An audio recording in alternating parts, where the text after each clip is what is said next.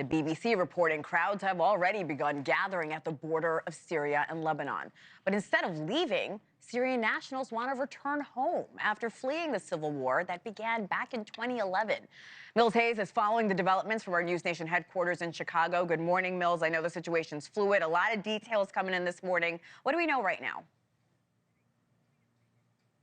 Yeah, good morning, Hena. Well, millions of people in Syria are celebrating the end of the al-Assad's nearly 50 years in power. President Bashar al-Assad fled the capital of Damascus Sunday morning, and Bashar took over as president of Syria after his father, Hafez al-Assad's death in 2000. And in 2011, what's known as the Arab Spring kicked off anti-government protests across the Middle East, including in Syria. Since then, the country has been embroiled in a deadly civil war that has left millions displaced. But with the help of Russia and Iran, al-Assad stayed in power until now. Syria sits beside Lebanon and Israel, one of the U.S.'s biggest allies.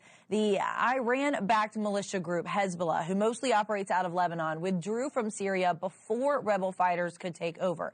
So why is this happening now, Hena? Well, Syria's biggest allies are dealing with their own costly and time-consuming wars. Russia and Ukraine have been fighting for nearly 3 years now. Iran-backed Hezbollah is anti-Israel and critical of any Western influence in the Middle East. And after Hamas's attack on Israel on October 7th, tensions between Israel and Hezbollah rose so high that in September, an Israeli airstrike killed Hezbollah's top leader, Hassan Nasrallah. And just 2 weeks ago, on November 26th, Israeli Defense Forces struck a ceasefire deal with Hezbollah.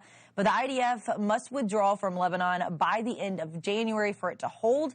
And this shakes up the future of the Middle East and the war in Gaza. And why does this matter to you? Well, $12.5 billion of taxpayer money has gone to Israel to fight Hamas, and another nearly $4 billion may be on the way in the next 4 years, Hena. That is a lot of money. Back here stateside, Mills, what is the White House saying, and of course the incoming administration, about this regime change?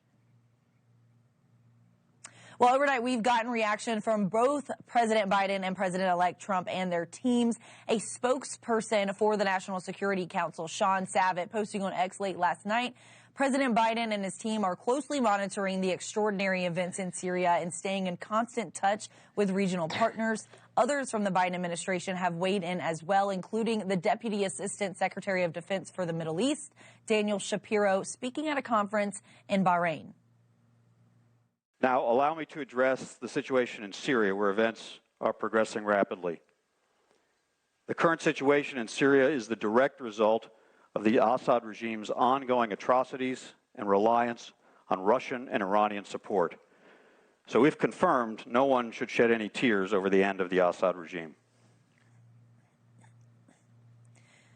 Meanwhile, President-elect Trump also weighed in on the developments, posting to Truth Social in the early hours of the morning and using it to call for a resolution in a different national conflict, the war in Ukraine. President Trump said Assad is gone. His protector, Russia was not interested in protecting him any longer. They lost all interest in Syria because of Ukraine.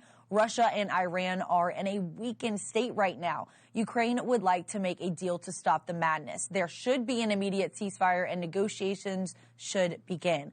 Now, the big question we're left with is, of course, where is Assad? And the answer will likely have major ramifications on the ongoing tensions in the Middle East. Hena? Yeah, we're hearing where he possibly might be, but no confirmation this morning. Mills Hayes in Chicago, thank you so much.